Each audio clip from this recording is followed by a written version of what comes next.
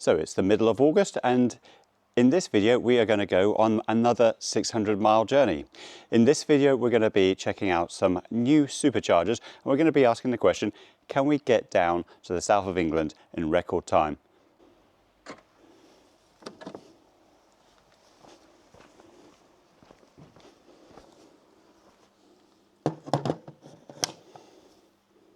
We want to go to Larkhall Supercharger, which is going to be down there. This is a brand new supercharger. Time is 4:36, a little bit late.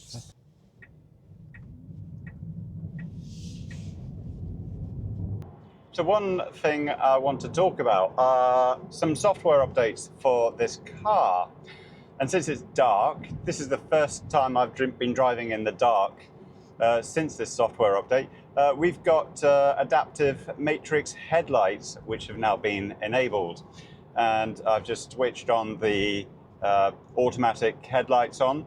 And what we need is an oncoming vehicle. And we want to just see whether the headlights actually dim in one particular zone, but give us a nice bright light where the car isn't coming along. Here's a car.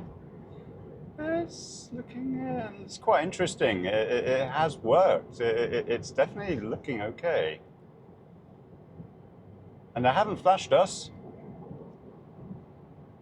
Now we're back up to full beam again. Yeah, I like that. I like that. That's just the way, you know, I've driven the Volkswagen ID3 as a hire car in Norway, and they had that feature, and it was a very good feature.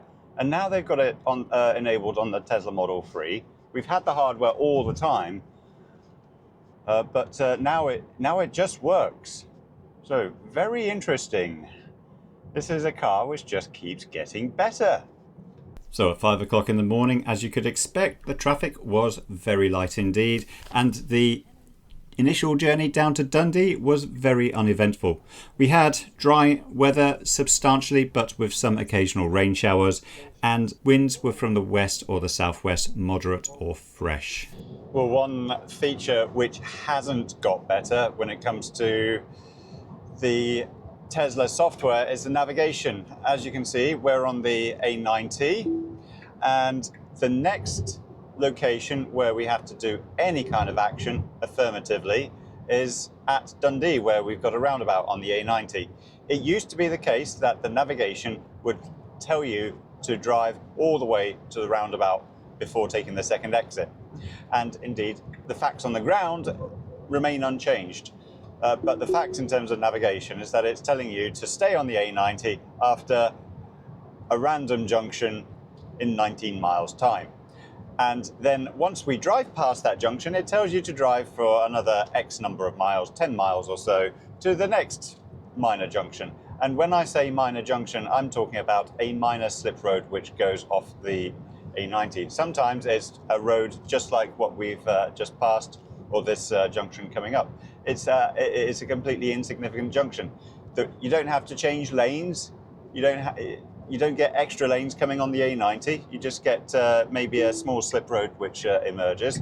And yet, for some reason, the navigation software seems to think that it's significant enough that you need to stay on the A90 and stay in the right-hand lane.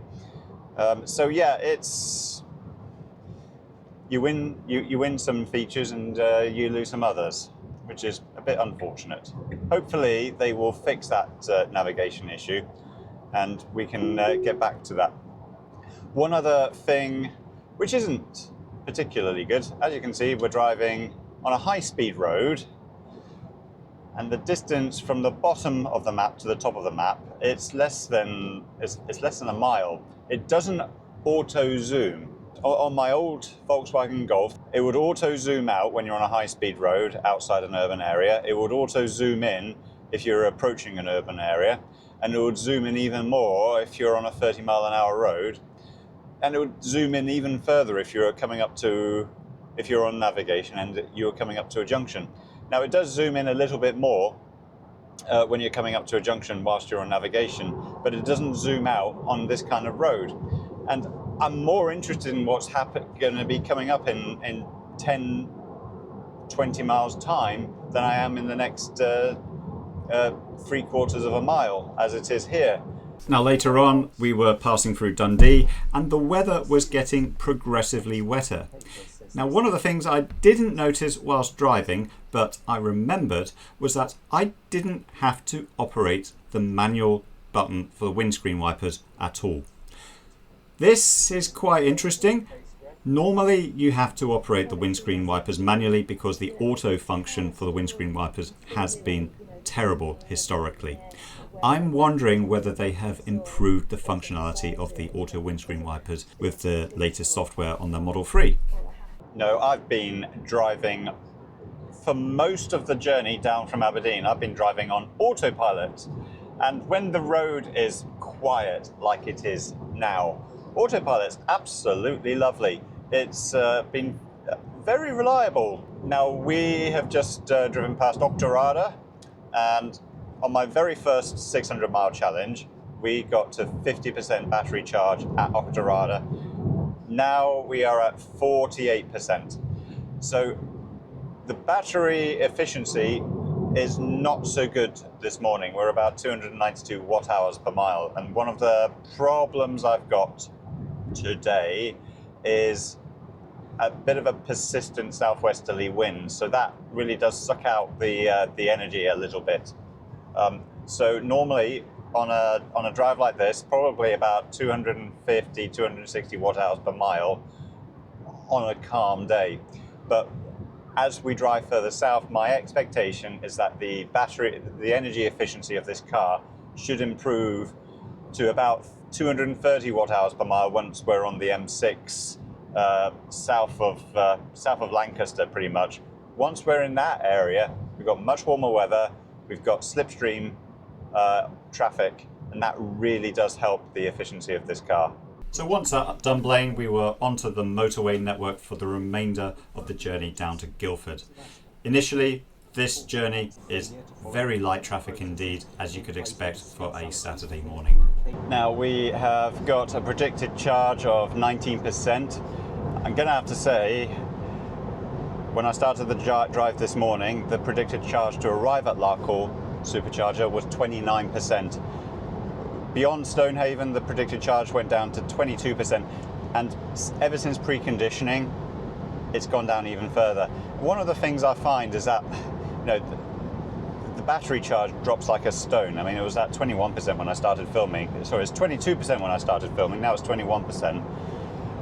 And this is predictable. It knows what the temperature of the battery is, and yet it's not factoring the energy needed to precondition the battery into the predicted charge, which I find a bit of a pest, to be honest. I always have to factor in a 5 to 7% margin, generally speaking. Now, later on, because the battery is now already warmed up, the amount of energy that's needed to precondition the battery for the next supercharger stop should be less. And as the day warms up, hopefully the air conditioning in the for cooling the cabin will make the coolant hot, and that can be used to precondition the battery already, essentially for free. So you only suffer this hit on your first cold weather supercharger stop. But yeah, not such good weather here in the Central Belt, I'm gonna have to say. So we've got 15 stalls available, so there's one car already charging. So junction 8 for Kilmarnock, that's what you want.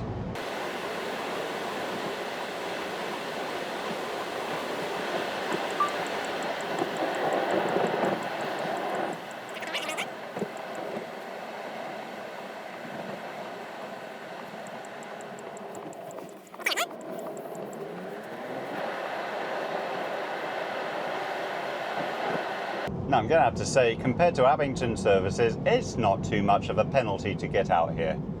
Right, so it's Radston Hotel. We want to turn left into here.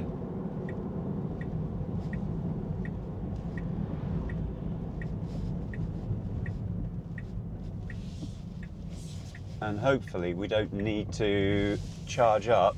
Hopefully we don't need to register our details at the supercharger, at the hotel, like we did with Eurocentral. But the other thing I'm very thankful of is the fact that we don't have to divert any particular distance. So here we are. Now we've got a non-Tesla which is charging up. Looks like a Volvo. So I can just take my pick, and because it's version 4, you've got a much longer cable. I'm really messing this parking up. There we go.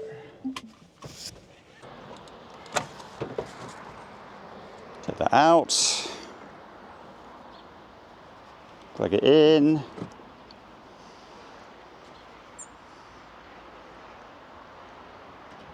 And there's us charging. Fast we're charging up. 187, 189,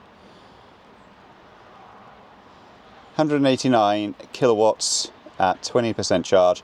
Not bad. Much better than what we had at Abington. So, spacious car park, have to say. Lots of parking options for petrol cars and plenty of options in terms of superchargers. So I'm very pleased with this. This is very good. Okay, so we have now got predicted range of 14% at Tebay Supercharger, 15%. So let's be on our way. 66% charge, and I'm going to have to say I haven't had to wait very long.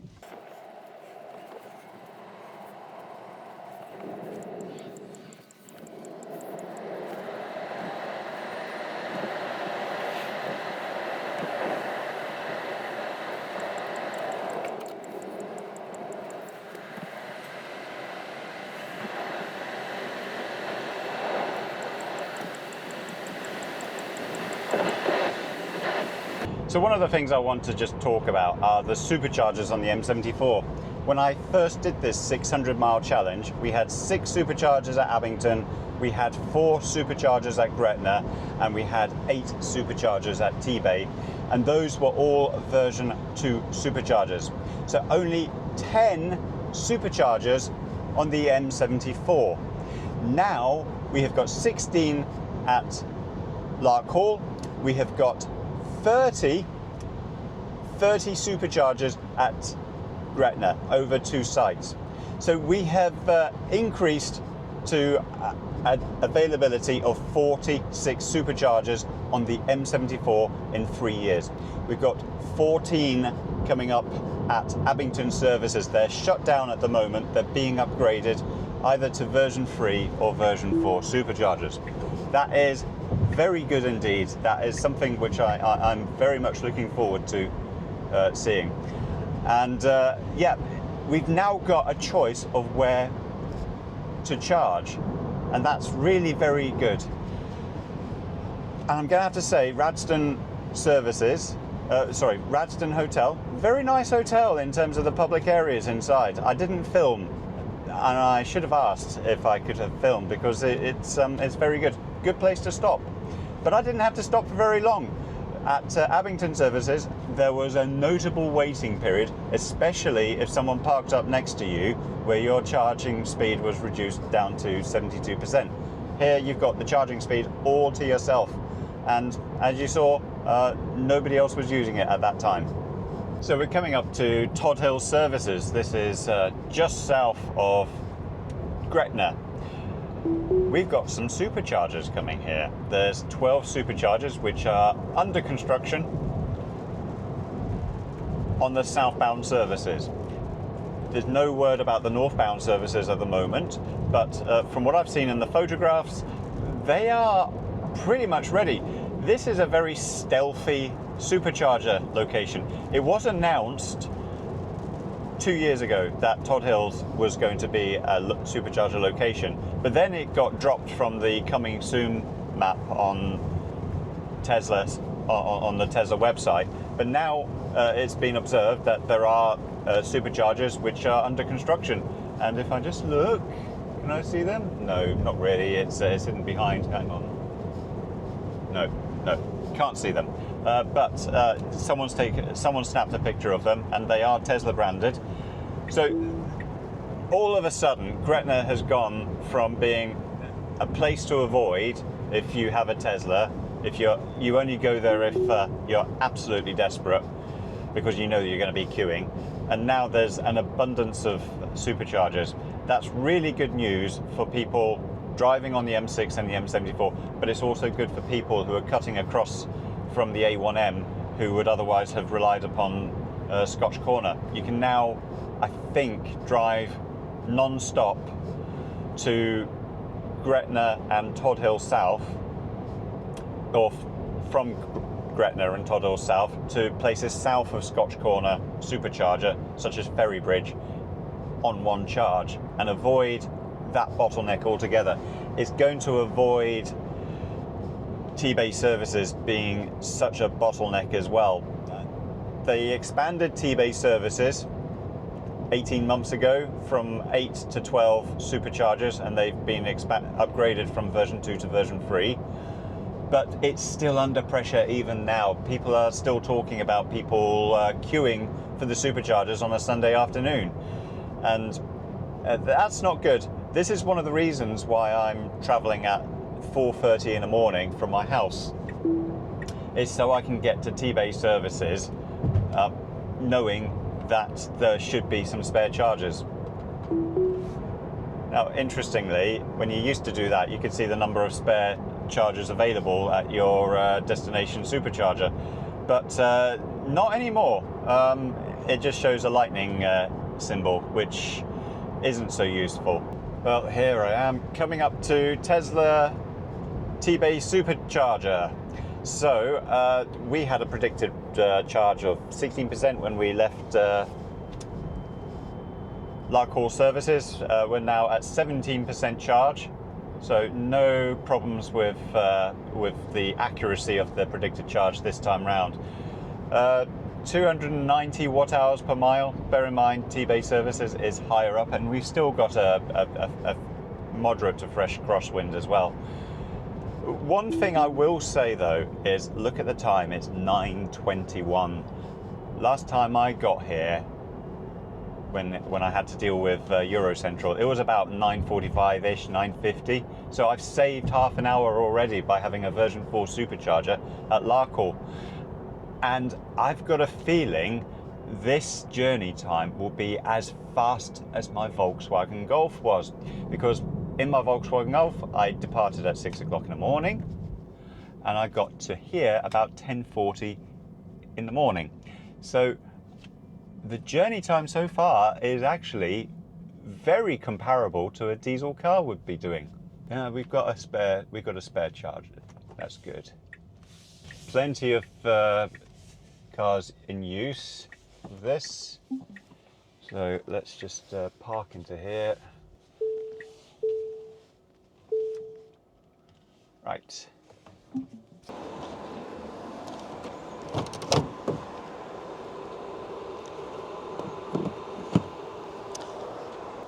Okay, so what have we got in terms of charge? 137, 160, 179, 191, 200, woohoo! Right, that's about as fast as it tends to go on a 250 kilowatt charger with 20%, with less than 20% charge. I'm very happy. I have selected Solihull Supercharger as my location. There's a lot of options in Birmingham now. We've got Frankley services, we've got Hopwood Park. Hopwood Park in particular has got 36 superchargers, but quite a lot of them are version 2. But look at the route. It's routing us via Manchester, and it's routing us via the A50 going to Derby, and then dropping down that way. I just had a look on Google Maps. The M6 is clear. I have no idea why it's routing us that way. Bit odd. Okay, I want to just talk about my car for a little bit. It's coming up to 3 years old. The MOT was due on the 13th of September. So on the 14th of August, that's the earliest date I can have for an MOT whilst preserving the MOT deadline for next year. MOT passed as you would expect, but the interesting thing is I stuck around my car when I dropped it off at my local garage. I didn't go to the service centre for this one, and yeah, it's very interesting. The garage needed my assistance with certain things. So one of the things they didn't know how to look up was the odometer mileage. That was very obvious on most cars. You know exactly where to look up the odometer mileage, but on modern Teslas, yeah, you need to know where to look for those kind of things. Same with things such as activating hazard warning lights. Didn't see the button up here, but interestingly, taking the parking brake off whilst it's jacked up is something they need to do. They need to check that the brakes aren't binding, for example. So I had to get in the driver's seat, close the door, put it in neutral. You can't do that with nobody in the driver's seat. Now, I'm sure there are service options here. If I have a look at service, for example, I think there's a towing mode. So yes, there are options, but again, I don't know those. I'm an owner of a Tesla, and I don't know those particular details. How is a garage supposed to know these things? But it's interesting. I won't say it's going to be a uniquely Tesla problem, though. I think modern cars in general have got, they've broken a lot of conventions, such as where is the handbrake and so on. Yeah, that was the other interesting thing. The drive test, one of the tests he had to do was apply the handbrake whilst you're driving test and see what happens. I had to explain to him that in order to do that on a Tesla, you had to push and hold the P button on the stalk. So that was a surprise to him. But it was interesting. I've never witnessed an MOT test before. They've got a lot of basic checks which they do, such as your headlight operation, checking your mirrors, checking your wiper blades and so on. Then they've got this little jiggler where they're checking for loose play on your suspensions and so on. But he made the remark that there wasn't very much to see underneath the car. It was very difficult to check for leaks and so on. So yeah, all told, very unremarkable. So here is what the state of play is with the superchargers. They're all occupied except for one next to my car. So this is 9:40 in the morning. We've got the Westmoreland chargers as well. There's 3 cars occupied, there's 1 spare space. Traffic cones here. Obviously some more chargers coming along in the future. So that's all very interesting, but I think we've got enough spare charge to continue our journey now. Okay, so time to head off. Busy place, very busy place, and it's not even the early afternoon. So, but as you can see, there's still plenty of spaces left in terms of normal parking spaces.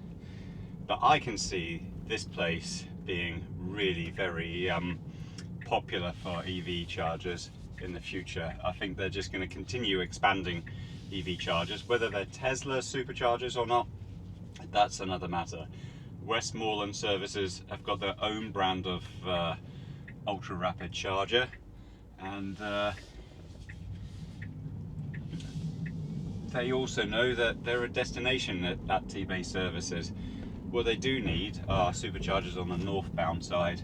So even though we've got lots of stuff going on in Gretna and Todhills, we still need more superchargers here, that's for sure. So next stop is Solihull. Sorry for the lack of microphone. My microphone has run out of battery, so that is charging up. Now, one question you might be asking is, why don't I fly down to my relative's house down in West Sussex? And the answer is I used to fly down right up until 2019, and back then return ticket prices could be had for about 80 to 100 quid flying, and then parking for a few days was about £5.25 a night. That was perfectly reasonable. It was competitive with driving in terms of costs. But now, when I do that flight, it now costs £210 with EasyJet to fly to Gatwick Airport, £150 with British Airways to fly to Heathrow Airport on the same terms, which is having a large carry-on on board and no checked luggage. Parking at Aberdeen Airport, it now costs somewhere around £90 to park for a whole week at Aberdeen Airport. So you've got that cost on top of that. So now you're up to 300 quid. I used to get picked up from Heathrow Airport or Gatwick Airport, but family circumstances are now such that I have to find my own way to get to my final destination.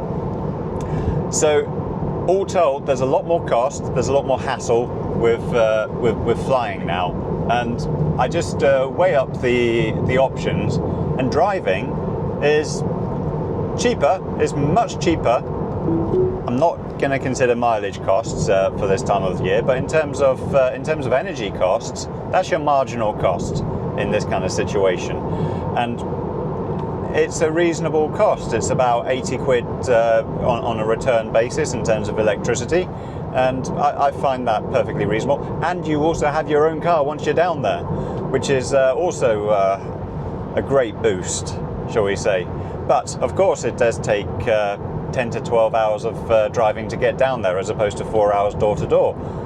So of course, instead of flying down for just the weekend, now I'm staying for an entire week, so I bring all of my bits and pieces with me to make it worthwhile. So yes, flying is a consideration, but it's not as an attractive a consideration as it once was. So beyond the Lake District, the traffic was starting to thicken up on the M6. A bit like porridge. Lots of traffic coming out of the Lake District, even more coming out of Lancaster and then Preston. By the time we got to the Fellwall Viaduct, it was at full capacity, and there were regular slowdowns beyond the Fellwall Viaduct going down to Wolverhampton. Well, here I am approaching Wolverhampton on the M6. The navigation has been suggesting I turn off the M6 ever since Preston, and it was suggesting I should turn off towards Manchester. It was suggesting I was supposed to turn off towards Stoke, and so on. And now it's telling me to turn off to Wolverhampton. And yeah, it's talking about a 29 miles to the Supercharger, 51 minutes. So that's an average speed of 30 miles an hour. Now I know this bit always gets congested. That's just the M6 at this time of the year, or at this time of the day, every single day. But the navigation's doing something a bit weird, and I've never seen it recommend turning off at Wolverhampton before. Well, I found out why it was recommending all these diversions. There was signs saying M6 junction 4A closed. Of course, that was the junction I was supposed to take. I call it the M6 or M42 junction, but if you're not from the area, you're not going to know that that's junction 4A. So instead, we're taking this big, massive diversion. If I had known that this kind of malarkey was going to be going on, I would have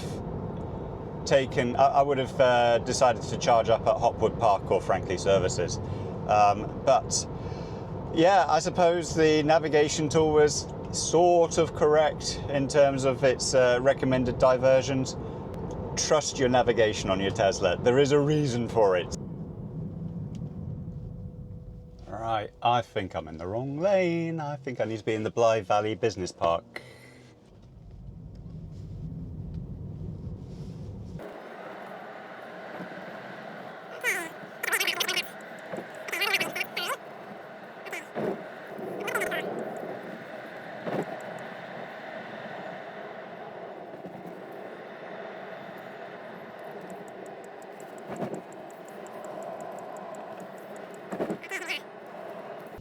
really hope the service centre is open because I need the toilet.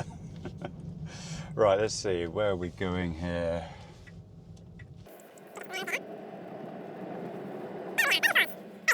And you know what? The estimated arrival time is bang on what I was given on the other side of, on the north side of Birmingham. Right, let's get out of here.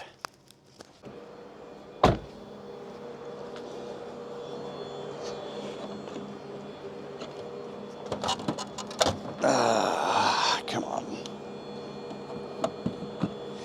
One thing I've noticed, this cable is a lot thicker than the version 3 cable. I wonder if these are going to get upgraded to higher speeds in the future, and they've got the hardware all sorted out, but they just haven't enabled it in software. Just a thought.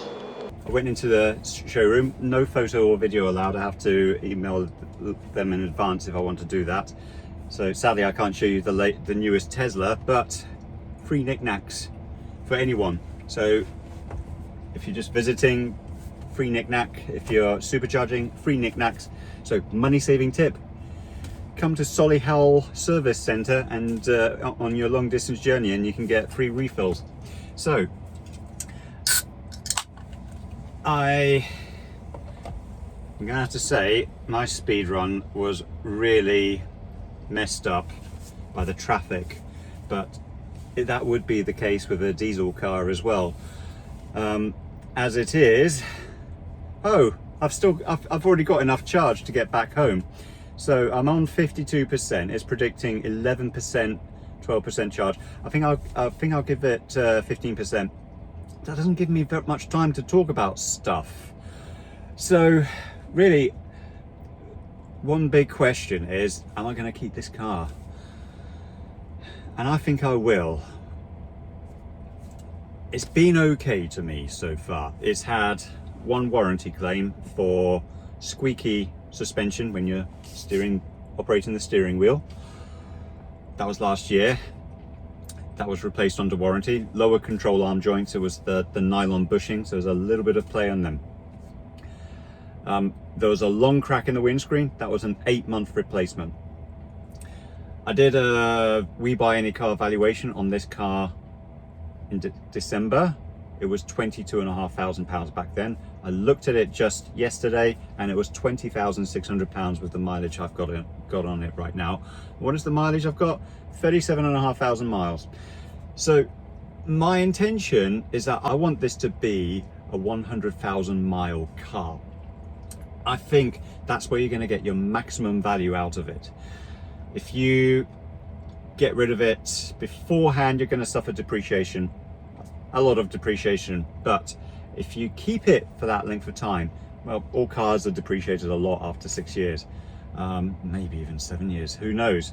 But it's better than ever. I mean, the Matrix headlights this morning, I've not had that before when it was brand new. So that is absolutely fantastic. Now I've got 15% charge predicted, but it's 60% state of charge now. Yeah.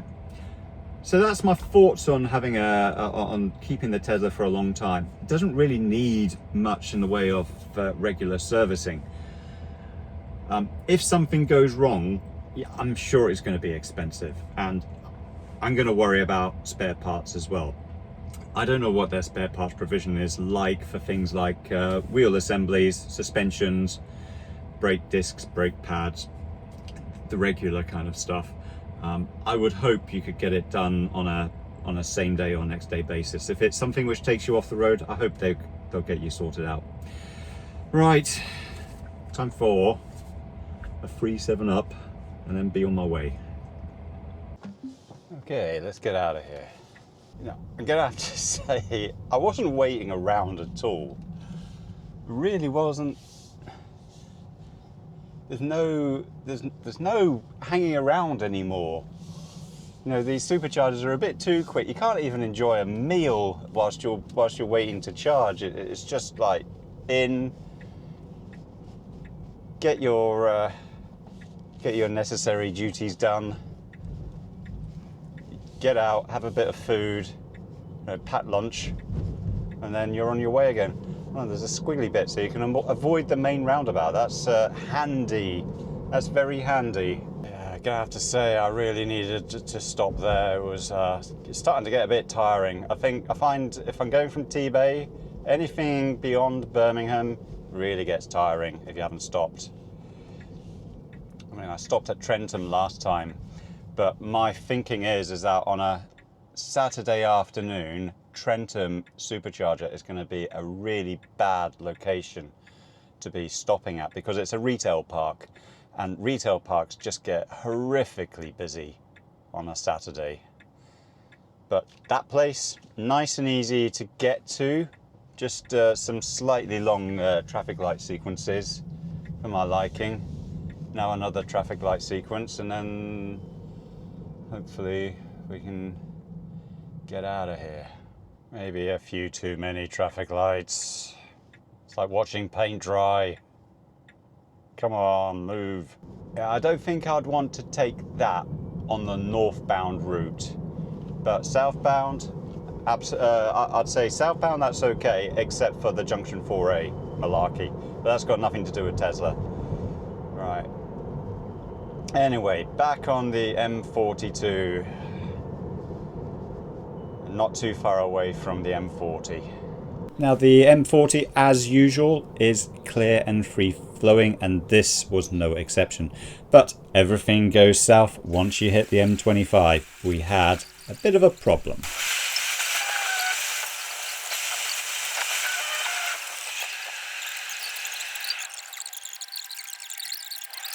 This does not look like an officer who's picking up a bit of debris off the road. It looks like there's been an accident up ahead, which is a bit... yeah, we'll see. I think we're going to be here a while. The traffic officer has just deployed traffic cones across all the lanes, and it's just out of sight. There is another traffic officer vehicle on lane number 4 from what I can see. And yeah, not too sure what's going on here, but I've got a feeling something serious has just happened further along. Looks like he's picking up the traffic cones now.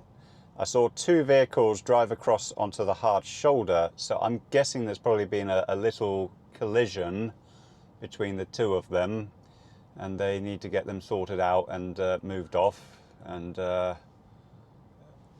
we'll see what goes on. Looks like he's driving along now, so yeah, we should be on our way.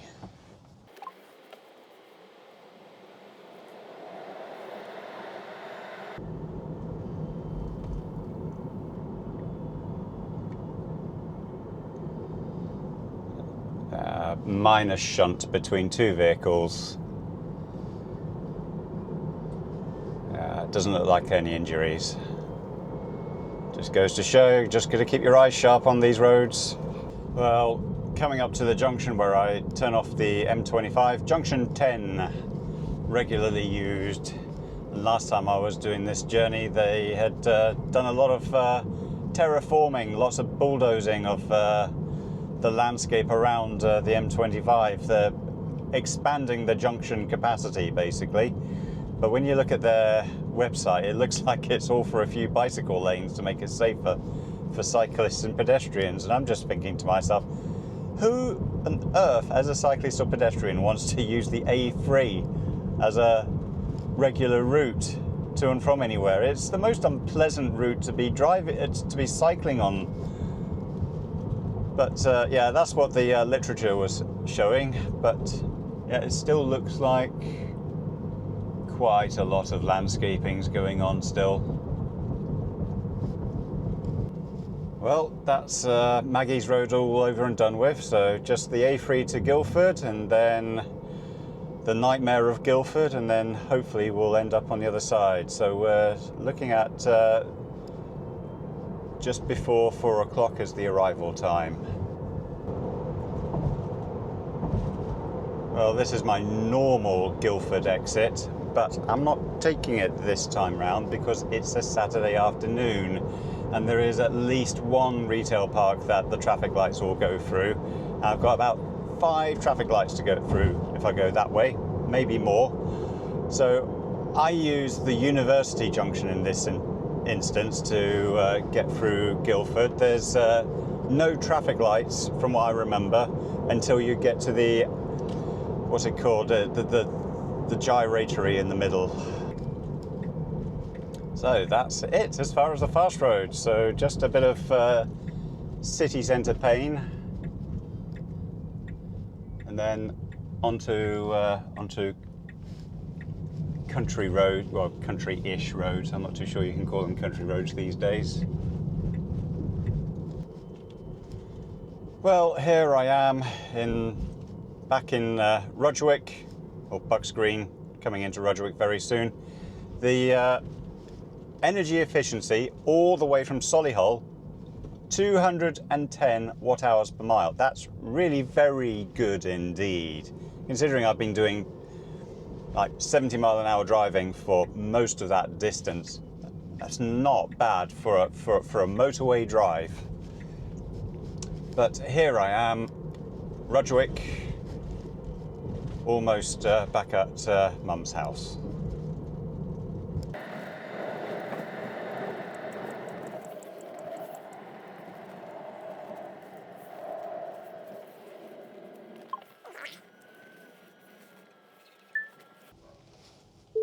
So that is 11 hours, 21 minutes of driving.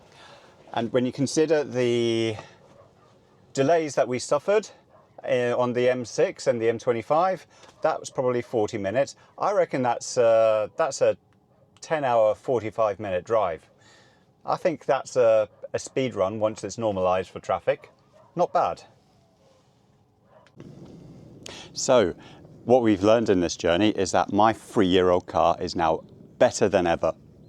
We've also learned that the charging infrastructure is also better than ever. And the journey time that we've accomplished with both this car and the charging infrastructure is better than ever. And now we are as fast as what I was with my old diesel Golf.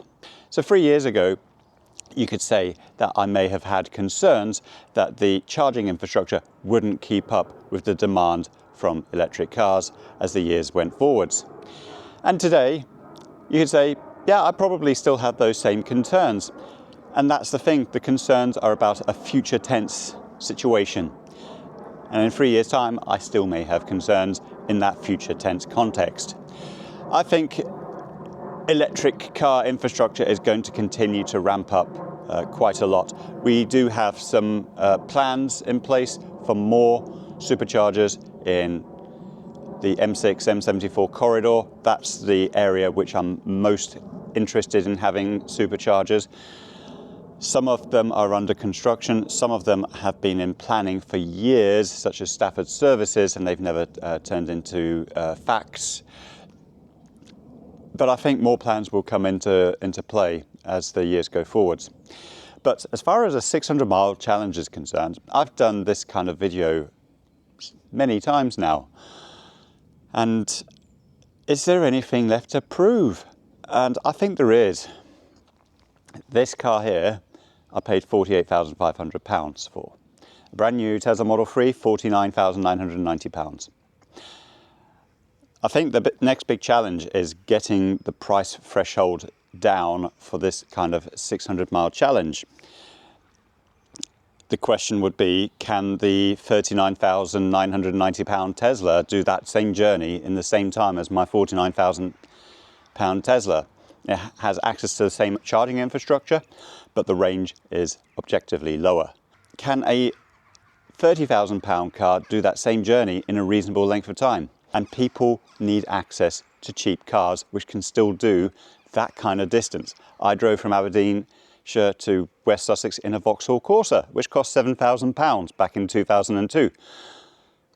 And I think people want to ask the question, can they do this journey in a cheap car? That, I think, is going to be the next 600-mile challenge. and I'm going to need some help. I need someone to actually come along and drive with me, or give me access to their keys so I could try that journey out. It'll be an interesting question to ask, and if I can answer the question satisfactorily with a cheap car, then I think that will be the end of the 600-mile challenges, but I don't think we're there yet. But anyway, that's it for this video. Next videos, I really do want to be talking about the price of electricity. I also want to develop my ideas further about this solar fence concept. And I'd like to thank you all for watching, and I'll talk to you again very soon.